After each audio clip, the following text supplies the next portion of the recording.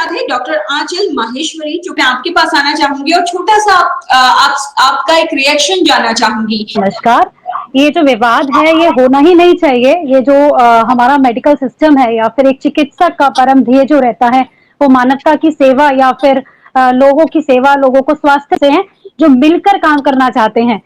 Doctor जा रहा है और किस तरीके से रिसर्च किया जा रहा है, लेकिन इस विवाद पर आपकी पहली मैं बहुत संक्षेप में बताता हूँ कि ये जो फाइट है बिटवीन एलोपैथिक वर्सेस आयुर्वेदिक, ये कभी थी नहीं फाइट।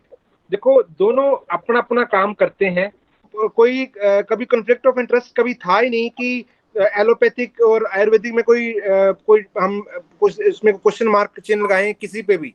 ना मैं आयुर्वेदिक पे क्वेश्चन मार्क लगा सकता हूँ, ना वो आयुर्वेदिक वाले हमारी। डॉक्टर आंचल, मेरा सवाल आपसे ये है कि कोरोना जिस तरीके से पैर पसार रहा है और लोग एलोपैथिक दवाइयां ले रहे हैं और कई तरह की खबरें भी इसे लेकर आ रही हैं कि सब पर चल रही है, लेकिन आयुर्वेद में कोरोना अगर कोई संक्रमित, आपका आयुर्वेद कैसे उसका ट्रीटमेंट करता है और कैसे उसे इस संक्रमण से बचाता है? देखिए, आयुर्वेदा में जो बीमारी है, ये जो पैंडेमिक फैल रहा है, ऐसा सैकड़ों सालों से, हजारों साल पहले से भी जनपदोध्वंस, जैसे पैंडेमिक को आयुर्वेद में जनपदोध्वंस नाम से वर्णन किया हुआ है हमारी चरक संहिताओं में। तो उसमें बहुत विशाल वर्णन है और इस तरह से पैंडेमिक्स पहले भी चलते आए हैं। तो उसमें आयुर्वेदा बहुत अच्छा रोल प्ले करता है। केवल ट्रीटमेंट पार्ट में नहीं, प्रिवेंशन से ही अगर पेशेंट शुरू से ही अपना लाइफस्टाइल इसी तरह से फॉलो करे, जब चेंज ऑफ मौसम होते हैं, ऋतुचर्या जिसको हम बोलते हैं कि जब दो आहार का ध्यान रखना चाहिए, किस तरह से दिनचर्या, रात्रिचर्या का ध्यान है, तो ये डिजीजेस देखने में कम आती है। ये तो ही बात प्रिवेंशन। स्टार्टिंग से अगर आयुर्वेदिक ट्रीटमेंट दिया तो बहुत ही रेयर चांसेस हैं कि पेशेंट क्रिटिकल कंडीशन में या फिर सीवियर कंडीशन में पहुंचता है।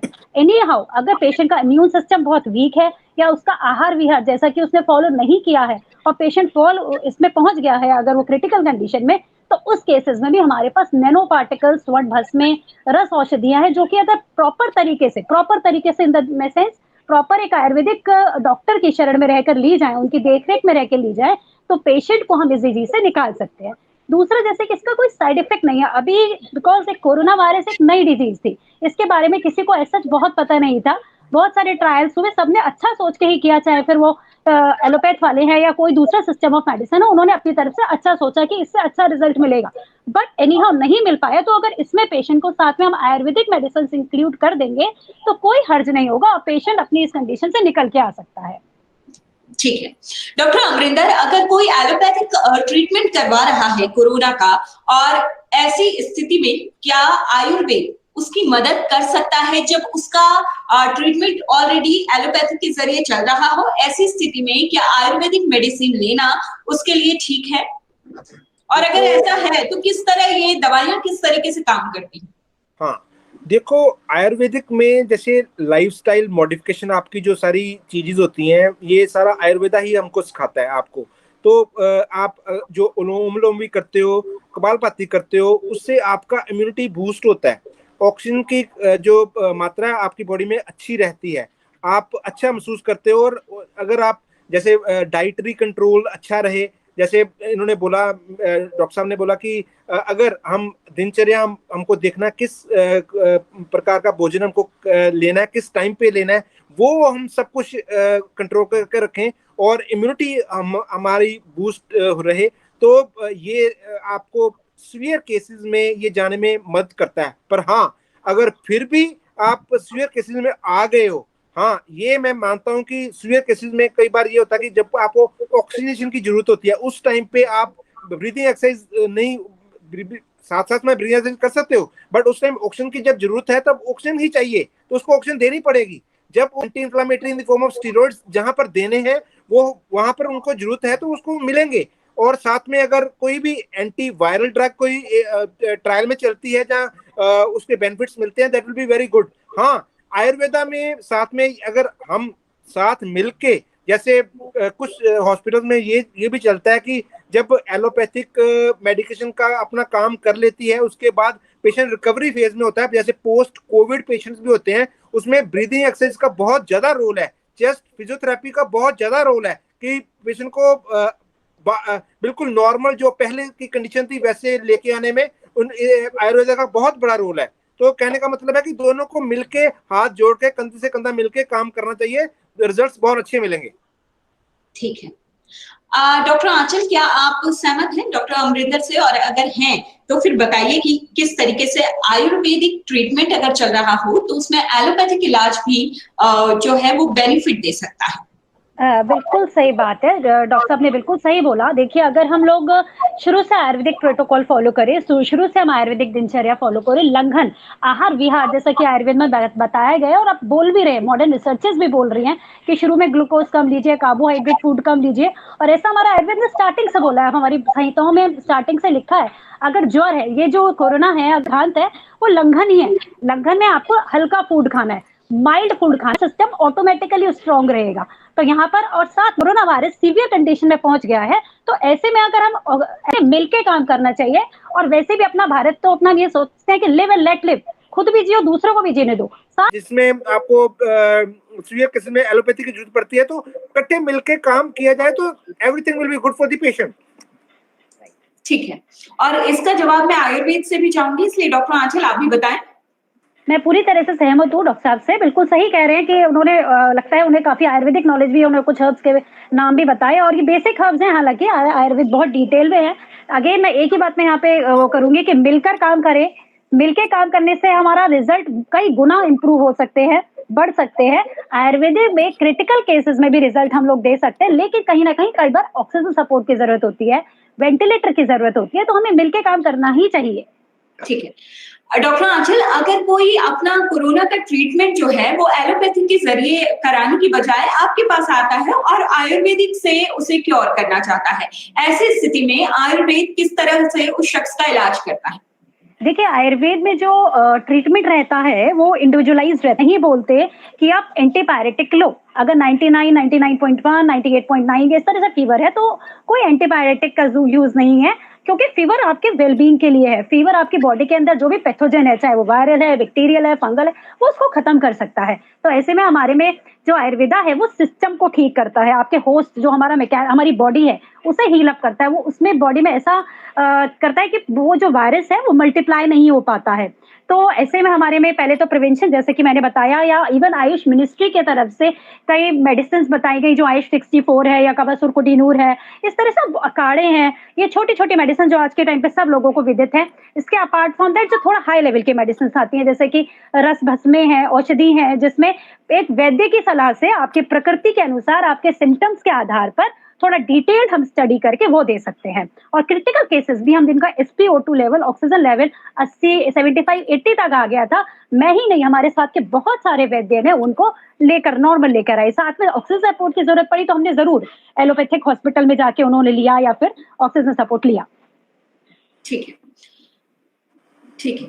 डॉक्टर अमरिंदर, आप कैसे बता सकते हैं बेहतर तरीके से, ताकि लोग जो है इस वक्त जो लोग देख रहे हैं आपको, वो अच्छे से थोड़ा समझ सके कि एलोपैथी अगर मैं ट्रीटमेंट करवा रही हूँ, अपना कोरोना का इलाज करवा रही हूँ, तो ऐसी स्थिति में जब संक्रमण खत्म हो जाता है उसके बाद, कोविड जैसे अभी लगभग सेकंड वेव खत्म हो रही है भारत में, अब अगर आप दिल्ली में ही देखो तो उसके पॉजिटिविटी रेट 1.19% आ जाया है। तो मतलब काफी अभी लगभग हर मतलब स्टेट में अब कोरोना खत्म हो रहा है, सेकंड वेव जो है। हाँ, अभी मोस्ट ऑफ द सिटीज में अभी लॉकडाउन चल रहा है, तो उसके कारण भी केसेस कम है। तो मेन बात है, हम 70% इंडियंस को वैक्सीनेट नहीं करते। जब तक वैक्सीनेशन नहीं पूरी होती, 70% तक हर्ड इम्यूनिटी नहीं डेवलप होगी, तो उतनी देर तक ये हमारा बार बार वेव्स आती रहेंगी। जब तक ये पूरा वैक्सीनेशन पॉलिसी पूरी सक्सेसफुल नहीं होती, तो ये थर्ड वेव, फोर्थ वेव भी आ सकती है। और विद कोविड एप्रोप्रिएट बिहेवियर हम अच्छे से फॉलो करेंगे तो ठीक रहेगा। हाँ, आपने कॉन्स्टिपेटेड डाइट कभी नहीं लेनी, जिसमें आपका मैदा है, जितना भी जो हाई कार्बोहाइड्रेट डाइट्स हैं, जंक फूड है, जो हमारे को अवॉइड करना है, स्मोकिंग अवॉइड करना है, alcohol, heavy drinking is very bad. Doctor Anchal, आप कुछ बोलना चाह रही थी? हाँ, देखिए पोस्ट कोविड केसेस में बिकॉज़ ये जो ज्वर है, ये जो अपना कोरोना ज्वर है, इसको हम अगर आयुर्वेदिक पॉइंट ऑफ से क्लासिफाई करते हैं, तो वात कफज व्याधि में आता है। जैसे आयुर्वेदा में वात, पित्त, कफ करके 3 व्याधियाँ हैं। इसमें जितने भी लक्षण मिल रहे हैं, आइदर वो वात बढ़ा हुआ है बॉडी में या आपकी बॉडी में कफ बढ़ा हुआ है, उससे मिलते हैं। अब क्या होता है जब बॉडी में जनरली जो पोस्ट कोविड हमें दिखाई देने को मिल रहा है, उसमें माइल्जिया बहुत कॉमन है, बॉडी में वीकनेस बहुत कॉमन है। अब वीकनेस के लिए क्या है पेशेंट को हमें यहाँ पे अग्नि मैं बार-बार फोकस कर रही हूँ, अग्नि की चिकित्सा करनी है। वात अगर बॉडी में बढ़ जाता है तो आपकी बॉडी में माइल्जिया बॉडी एक देखने को मिल रहा है। तो ऐसे में क्या करना है 2 चीज़ें मैं थोड़ा-सा यहाँ पे संक्षिप्त में बताना चाहूँगी। अगर आपकी बॉडी में अगर आपको भूख नहीं लग रही है, सबसे पहले पेशेंट को हमें एपेटाइट जैसे अग्नि बोलते हैं, जठराग्नि बोलते हैं, उस पे फोकस करना है। अगर क्योंकि आप जो खा रहे हैं, आप न्यूट्रिशनल फूड खा रहे हैं, आप आंवला खा रहे हैं या सपोज़ आप हल्दी खा रहे हैं या आप अगर हम कहते हैं कि स्मूदीज़ खा रहे हैं, लेकिन अगर आपकी अग्नि ठीक नहीं है, अगर आपका डाइजेस्टिव फायर ठीक नहीं है, तो खाना एब्ज़ॉर्ब ही नहीं होगा। तो हमें क्या फ़ोकस करना है आपके सबसे पहले अग्नि पर बल देना है। अगर हमारा भूख हमें प्रॉपर लगना चाहिए, उसके बाद अब आया वात के बारे में। बॉडी में एक हो रहा है, बॉडी जनरल कि पेशेंट इतना-इतना भी जैसे चिकनगुनिया, डेंगू इन सब फीवर के बाद भी पेशेंट बॉडी एक बताता है। तो ऐसे में क्या है हमें वात शामक चिकित्सा कर रहे हैं। मीन्स घी का इंटेक। घी का इंटेक मना कर दिया जाता है, लेकिन गाय का घी अपने आप में सभी ज़रूर लेना चाहिए। अग्नि जो घी हमारा होगा डिफरेंट टाइप के मेडिकेटेड घी हम ले सकते हैं। जैसे अश्वगंधा घृत हो गया, वो एक बार चिकित्सक की सलाह ज़रूर लें। द्राक्षा से बने हुए जितने भी पदार्थ हैं यानी ग्रेप्स जो रहते हैं उससे बने हुए जितने द्राक्षादी अवलेह है, द्राक्षासव है, वो चीज़ लें जो बॉडी आपके एनर्जी देती है। बॉडी के अंदर तुरंत जाएगा आपको, तुरंत वो आपको स्ट्रेंथ देगा। दूसरा फिर आता है अभ्यंगम। Abhyangam is a type of panchakarma का एक प्रोसेस है, जिसमें आपको बॉडी में मसाज करें। ऑयल से मसाज यहाँ पर बहुत हेल्पफुल रहेगा बॉडी माइल्जिया के लिए। डिफरेंट टाइप के ऑयल्स हमारे आयुर्वेदा में वर्णन है। जिनका लेकिन आज भूलते जा रहे हैं, हम लोग यूज़ नहीं कर रहे हैं। आप पेशेंट को धन्वंतरम ऑयल है, कोटम चगादी ऑयल है या कर्पूरादि ऑयल है, अश्वगंधा बलाक्षादी ऑयल है, इस तरह के डिफरेंट टाइप्स के बॉडी ऑयल्स हैं, जो हम अगर बॉडी में अप्लाई करेंगे, तो हमारा वात का शमन होगा, बॉडी में वीकनेस कम होगी, जो मसल्स में स्ट्रेंथ है वो इम्प्रूव होगी और आपका बॉडी एक दूर होगा, जो जनरली पोस्ट कोविड कॉम्प्लिकेशंस दिखाई दे रही है। तीसरा यहाँ पर है जो स्ट्रेस, एंग्जायटी, नींद ना आना, इस तरह के प्रॉब्लम्स के लिए आयुर्वेदा में मेध्य द्रव्यों का बहुत ही इंपॉर्टेंट वर्णन है, जो हमें पोस्ट कोविड पेशेंट्स के लिए ज़रूर देना चाहिए। कोई ये सेडेटिव नहीं है, कोई ये ट्रैंक्विलाइज़र्स नहीं है, कोई साइड इफेक्ट नहीं है, कोई हैबिचुअल नहीं है। अगर पेशेंट इन रेगुलर बेसिस पे ड्यूरिंग ये कोविड लेता है, बिकॉज़ कोविड ने पेशेंट को डरा इतना दिया, इतना भय उत्पन्न कर दिया है कि जो आधा से ज़्यादा कैजुअलिटीज़ हुई हैं, वो केवल भय से हुई हैं। तो अगर साथ में पेशेंट इस तरह का प्रोटोकॉल तैयार किया जाए, जिसमें एक मेध्य द्रव्य ज़रूर हो। नाक में तेल डालना इतना इम्पोर्टेंट है कि नाक का जो डायरेक्ट द्वार है वो ब्रेन है। ब्रेन को अगर हम पोषण देते हैं थ्रू द नेसल रूट तो माइंड आपका संतुलित रहता है, माइंड आपका रिलैक्स रहता है। यहाँ पे मैं मेध्य द्रव्य की बात और करना चाहूंगी। शंख पुष्पी, ब्राह्मी है, जटामांसी है, वचा है, अश्वगंधा है, गुडुचि है, मुलेठी है, ऐसे तमाम औषधि हैं जिनको केवल हम लोग जानते हैं कि गुडुचि केवल इम्यूनिटी बढ़ाती है। नहीं, गुडुचि अपने आप में बहुत अच्छा रसायन है, मुलेठी बहुत अच्छा मेध्य द्रव्य है। इस तरह की दवाइयां अगर हम साथ में लें जिनका कोई साइड इफेक्ट नहीं है, अगर पेशेंट का नींद ना आना, स्लीपनेस, इस तरह की प्रॉब्लम्स भी दूर होंगी और पेशेंट जल्दी से रिकवर हो जाएगा। ठीक है। डॉक्टर आंचल आपने बहुत अच्छे तरीके से समझाया कि कौन-सी दवाइयाँ आयुर्वेद में किस तरीके से काम करती हैं और कौन-सा हर्ब कैसे काम करता है और वो किस लिए है।